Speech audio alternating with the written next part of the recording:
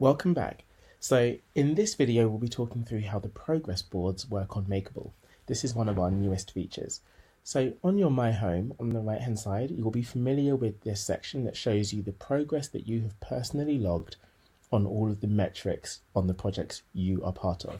So it's a personal view of the progress that you've made. We've recently added this Go to Board option that gives you a progress board that shows that information in more detail. So to get started, click this Add Another button on your progress board. And what you'll see on the right is a list of the projects that you're part of. So coding training, that's one. And then within each of those projects, the metrics. So here's an outcome, some of the indicators from that. And so you can select the indicators from the outcomes from the projects that you want to look at in a bit more detail. Here's another project, mixed netball. I'll select sessions attended, attendees, coach recruited, football practice sessions, and I'll just skip down to another project, using music to deliver positive outcomes, and I'll select recording sessions run. So let's say these are the metrics that I want on my progress board. I'll now click save, and what the system has now done is just pulled together those metrics into metric panels on my progress board. So I can see that for attendees on mixed netball, the current progress is 14. For coaches recruited on mixed netball, current progress is 2. In coding training, we're currently at 0 apps developed, but attendees on this project is 3. And what the system will differentiate between is what is my personal progress, so that's progress that I have logged individually, versus the progress for the project as a whole. And so now for attendees, we can see that it's actually 7 and the target was 7. Whereas for other metrics, they've each got their individual targets that have been set at a project level.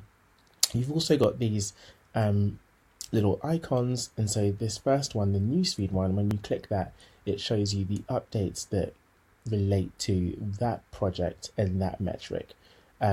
When you click this blue icon, then that's what we call the quick update button. So it lets you quickly post an update about that metric on that project. So for example, selecting attendees, I could tag Colin and Enzo. Let's say I could also put in some additional information in, which I'm not going to, but it's a way of quickly posting an update about that particular project. You've also got the ability to add tasks, see recently added tips. So tips are ways for people to share best practice for achieving a particular metric or outcome. So in this case, here's a tip about football practice sessions. And so depending on which projects you're working on and what metrics you're using, you'll see this icon light up when there is new best practice and new tips for you to look at.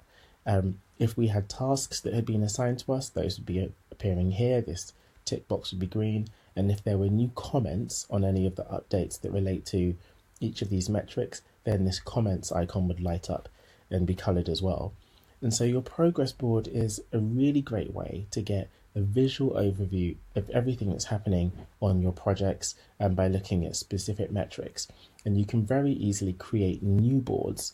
So you just click this new board at any time, give the board a new name, and then you can select a different set of metrics that you want to be looking at on that board.